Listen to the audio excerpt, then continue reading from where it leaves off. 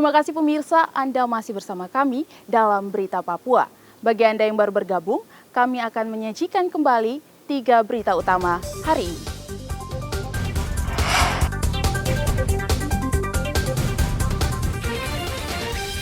Helikopter milik Pemda Mimika jatuh di distrik Jila.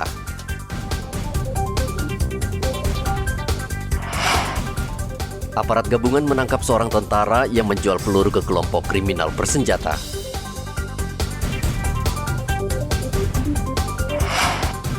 Seorang warga temukan mortir peninggalan Perang Dunia Kedua di Merauke.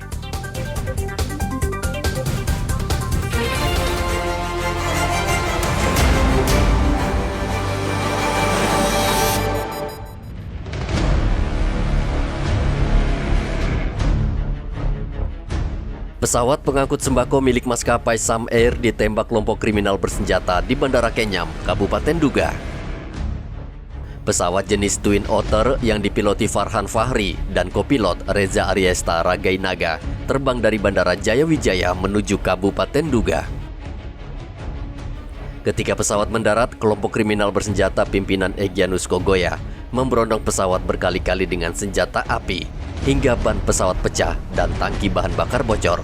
Dalam insiden tersebut tidak ada korban jiwa, baik pilot dan kopilot langsung dievakuasi ke Jayapura.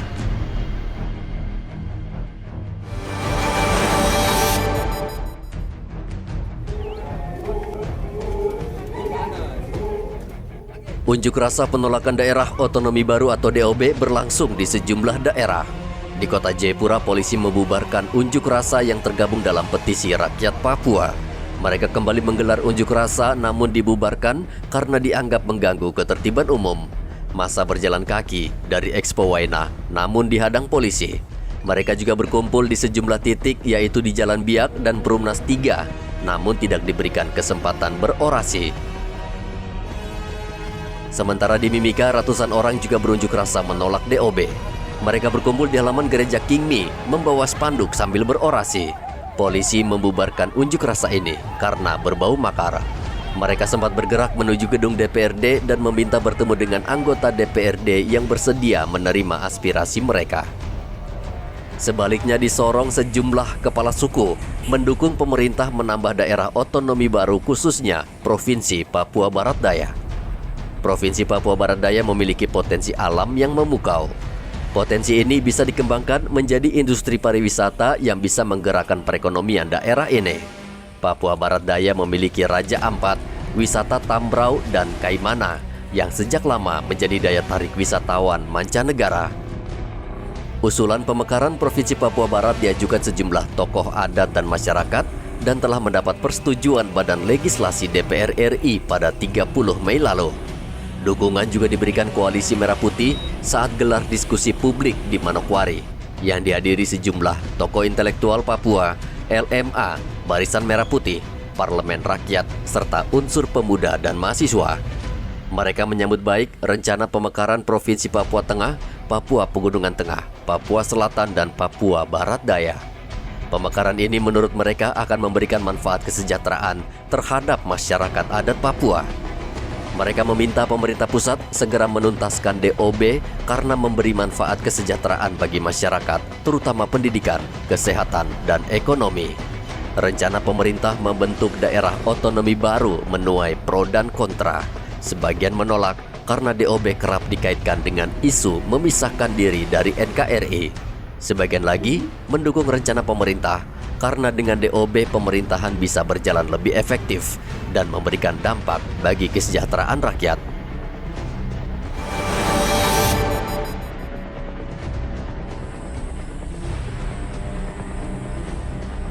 Tim SAR akhirnya menemukan jasad Justin Nahumuri, bocah 14 tahun yang hanyut dan tenggelam saat mandi bersama teman-temannya di Sungai Balim, Mimika. Tubuh korban ditemukan tim SAR di kedalaman 7 meter. Menurut teman korban, Justin sempat berteriak minta tolong ke teman-temannya untuk ditarik ke tepian sungai. Namun usaha teman-teman korban tidak berhasil dan akhirnya Justin terseret arus dan tenggelam. Untuk menemukan korban, tim SAR menggunakan alat pendeteksi bawah air atau Aqua-Eye.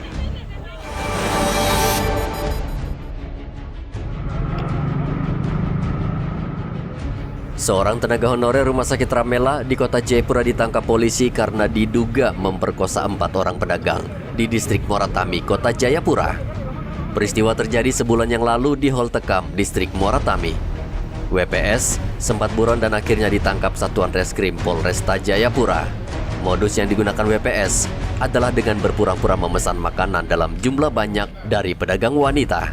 Lalu ia meminta diantarkan ke lokasi yang sudah ditentukan.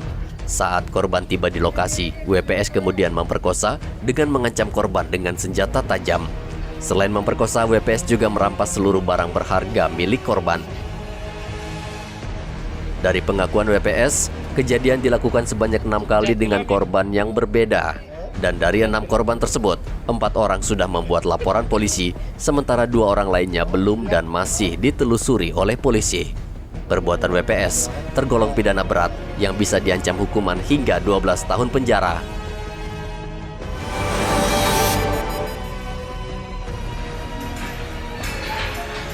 Kasus pencurian ternak di Kerom tengah marak terjadi. Polisi menangkap 6 pencuri sapi yang kerap kali beraksi di wilayah ini. Mereka ditangkap di lokasi berbeda. 2 pelaku ditangkap di Arso 10, sementara 4 pelaku lain ditangkap di distrik Skamto. Saat ini ke-6 pelaku sudah ditetapkan menjadi tersangka. Kapolres Kerom AKBP Christian Ayer mengatakan kasus ini terungkap berdasarkan laporan warga yang kehilangan 5 ekor sapi. Pelaku mengaku uang hasil penjualan digunakan untuk membeli minuman keras. Tersangka dijerat pidana dengan ancaman hukuman 7 tahun penjara.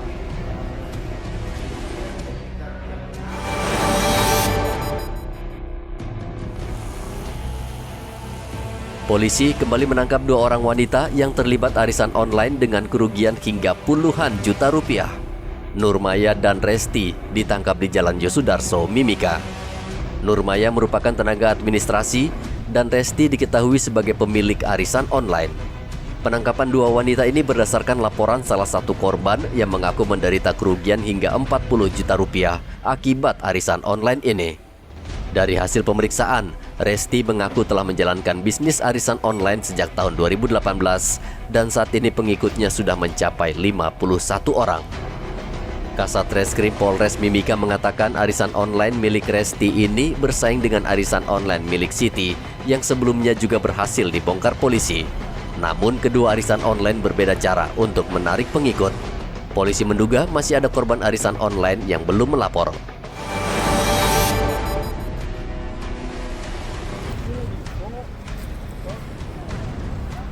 5 pemuda ini ditangkap polisi karena membuat keributan dengan sekelompok warga di jalan sosial Mimika.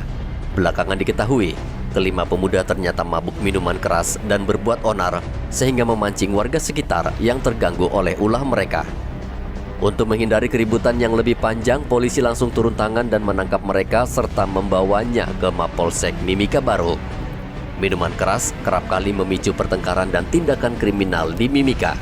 Bahkan tidak sedikit menelan korban jiwa. Sementara penjualan minuman keras semakin marak, bahkan ada toko minuman keras yang buka non-stop alias 24 jam.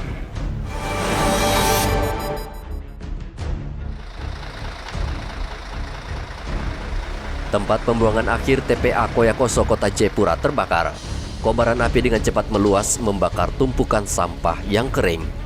4 mobil damkar dan 1 mobil meriam air milik Polresta Jayapura dikirim untuk memadamkan api agar tidak meluas. Penjabat Wali Kota Jayapura, Frans PK, meninjau langsung kebakaran di TPA Koyakoso.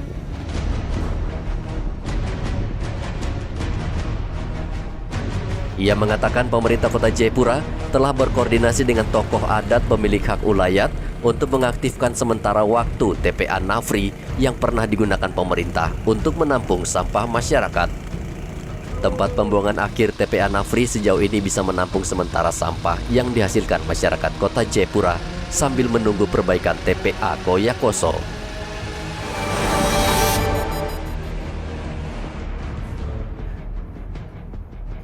Bea Cukai Mimika menemukan 30 jenis minuman beralkohol tidak memiliki nomor pokok pengusaha barang kena cukai di sejumlah tempat hiburan malam. Razia minuman keras yang digelar Bea Cukai menyasar minuman beralkohol asal luar negeri. Miras yang ditemukan langsung dibawa ke kantor Bea Cukai Mimika. Selain minuman beralkohol, tim Bea Cukai juga mengecek rokok yang dijual eceran. Kegiatan Operasi Gempur 2022 melibatkan Satpol PP yang juga bertugas memeriksa izin tempat usaha THM.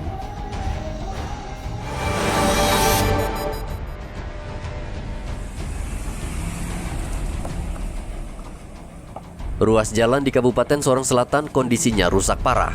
Jalan berlubang, bahkan sebagian berlubang besar sehingga bisa membahayakan pengendara.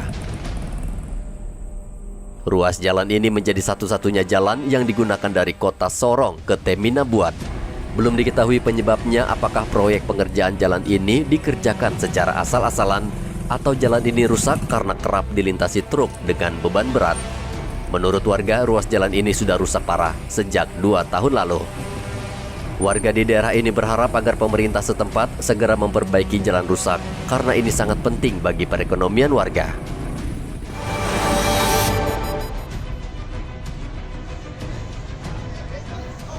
Setelah sempat turun, harga cabai kecil di Merauke kembali mahal. Cabai jenis ini kini naik menjadi Rp110.000 per kilogram, padahal sehari sebelumnya di kisaran Rp90.000 per kilogram. Sakir, salah satu pedagang di pasar mengatakan, naiknya harga cabai kecil ini disebabkan karena cabai lebih banyak dikirim ke luar Merauke, seperti Bovendigul, Asmat, Mapi, dan Yaukimo, sehingga stok di Merauke menjadi berkurang. Tidak hanya cabai kecil yang harganya naik, cabai keriting juga naik dari Rp35.000 per kilogram menjadi Rp40.000. Sementara cabai besar naik menjadi Rp60.000 per kilogram.